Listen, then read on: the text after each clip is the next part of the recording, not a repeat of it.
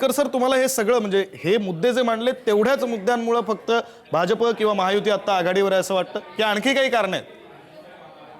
आणखीन काही कारण म्हणजे बेसिकली तुम्हाला सांगतो की ट्रिपल इंजिन सरकार हे एवढ्या मोठ्या प्रमाणात, ज्याचा उल्लेख आता झालेला होता, एवढ्या मोठ्या प्रमाणात त्यांनी हॅमर केलेला आहे की जर का तुम्हाला जर का आपल्या गावचा विकास पाहिजे तर ट्रिपल इंजिन म्हणजे जणू काही मध्ये कोणी दुसरा आला, दुसऱ्या पक्षाचा कोणी सत्तेवर आला तर त्याला फायनान्स मिळत नाही का?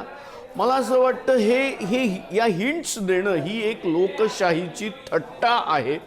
पण दुर्दैवाने यात हे घडतं, अशा प्रकारे सांगितलं जातं, हे हॅमर केलं जातं. पण त्याचबरोबर याला डिनाय करून विविध प्रकारच्या आघाड्यांना म्हणजे लोकसभेतले निकाल असेंब्लीत रिपीट होत नाही, असेंब्लीतले निकाल स्थानिक स्वराज्य संस्थात रिपीट होत नाही, हे स्वतः मी अनेक वेळा कव्हर केलेलं आहे आणि ती खरी लोकशाही आहे. पण आत्ता ज्या पद्धतीने मी ज्याचा उल्लेख वारंवार करत आहे तो म्हणजे वारेमाप ऑफिशियली पैशाचा वापर, 450 कोटीहून जास्त अनडिझर्व्ड लाडक्या बहिणींना जो पैसा वाटला गेला त्याचा परिणाम आजही जाणवत आहे. सर, हे सविस्तर समजून घेतो. आता काही अपडेट समोर येत आहेत, कोकणातून कल समोर येत आहेत, कोकणातले काही अपडेट्स आपण पाहणार आहोत. कोकणामध्ये कणकवलीमध्ये संदेश पारकर आघाडीवर असल्याची अपडेट आपण पाहतोय. कोकणातली कणकवलीतली ही अपडेट आहे. संदेश पारकर हे सध्या आघाडीवर आहेत. मालवणमध्ये पहिल्या फेरीत भाजप उमेदवार आघाडीवर आहेत. मालवणची ही अपडेट आहे. संदेश पारकर आघाडीवर असल्याची अपडेट सुद्धा आपण पाहिली तर मालवणमध्ये पहिल्या फेरीत भाजपचे उमेदवार आघाडीवर आहेत. अकोल्याची सुद्धा अपडेट आहे. वेगवेगळे अपडेट आपण राज्यभरातले पाहतोय. बीडमध्ये शरद पवारांच्या राष्ट्रवादीचे 2 उमेदवार विजयी झालेले आहेत. बीडमधली अपडेट आपण पाहतोय. बीडमध्ये शरद पवारांच्या राष्ट्रवादीचे 2 उमेदवार विजयी झालेत. तर पुन्हा एकदा आपण चर्चेकडे वळूया. आपल्यासोबत पुढारीच्या मल्टीमीडिया संपादिका मृणालिनी नानिवडेकर मॅडम आहेत आणि सोबतच भाजपचे शिवराय कुलकर्णी सुद्धा आपल्यासोबत आहेत. सुरुवातीला मी मृणालिनी मॅम यांच्याकडे जातो. मृणालिनी मॅम, हे निकाल आता हाती येऊ लागलेले आहेत, कल आता हाती येऊ लागलेले आहेत, कशा प्रकारे पाहताय आपण? अपेक्षित असा निकाल येतो?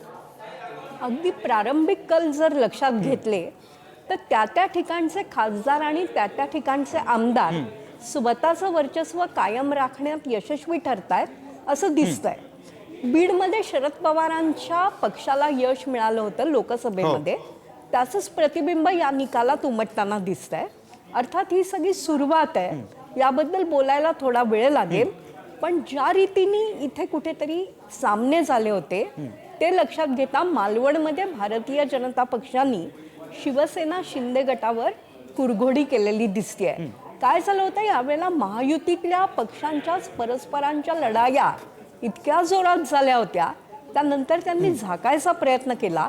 पण त्या आधारावरच महापालिकेचं जागा वाटप असल्यामुळे सध्याचे जे कल दिसत आहेत ते अतिशय महत्त्वाचे ठरणार आहेत. विक्रांत, बरं, आता शिवराय कुलकर्णी आपल्यासोबत आहेत, भाजपचे प्रवक्ते. आपण त्यांच्याकडे जाऊया आणि त्यांच्याशी या संदर्भात बोलूया.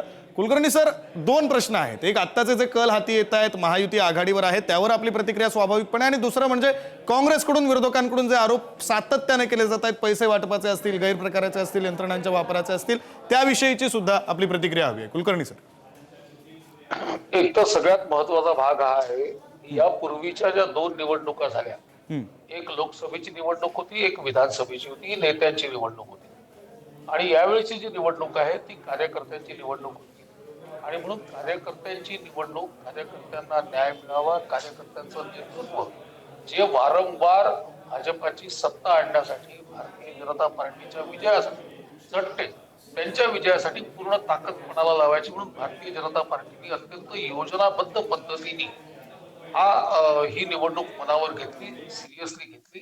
आणि आता काँग्रेसचे प्रवक्ते या ठिकाणी बोलत होते की शेवटी लोकशाहीमध्ये जनतेचा कौल महत्वाचा असतो. तर जनता ही भारतीय जनता पार्टीच्या बाजूने उभी आहे, हे आपल्या निवडणूक पूर्व जे सर्वेक्षण आपण केलेले आहे निकालापूर्वीचे, त्याच्यातून दिसलेलं आहे. आणि आम्हाला पूर्ण विश्वास आहे की भारतीय जनता पार्टी पूर्णपणे विजयी होणार आहे. आता दुसरा भाग असा आहे की काँग्रेस नेहमी निकालापूर्वी ईव्हीएम मशीनला दोष देत होती. म्हणजे एक, तुम्हाला पूर्वीच्या जवळजवळ 10 वर्षातल्या निवडणुका आठवत असतील की दुपारी 2 वाजेपर्यंत, 1:30 वाजेपर्यंत काँग्रेस आपली बाजू मांडायची आणि 1:30च्या नंतर सगळेच्या सगळे वरपासून तर खालपर्यंत सगळेजण ईव्हीएमच्या नावाने रणगाडे करायचे. आता त्यांनी ईव्हीएम बाजूला ठेवून निवडणूक आयोग निवडणूक आयोगाच्या नावाने त्याच्यानंतर शासकीय दहशतीच्या नावाखाली रणगाडं सुरू केलेलं आहे. मुळात प्रश्न असा आहे की या रणगाड्याला लोक साथ देत नाहीत, लोकांचा याच्यावर विश्वास नाही. लोकांनी याची मोठी कारकीर्द पाहिलेली आहे. हे कुठल्या प्रकारे वर्तन करतात ते पाहिलेलं आहे. जनतेचे जे मुद्दे आहे आणि संघटन आहे, कार्यकर्त्याला न्याय देणं आहे, या कुठल्याही विषयावर किंवा जनतेचे जे प्रश्न आहेत खरे प्रश्न, त्या प्रश्नांवर न भांडता कुठेही लिडरशिप नाहीये. मी तुम्हाला सांगतो, मी विदर्भामध्ये या निवडणुकीच्या दरम्यान सगळीकडे दौरा केला. या दौऱ्यामध्ये काँग्रेस कुठेही खाली संघटितरित्या या निवडणुकीत उतरलेली नाही.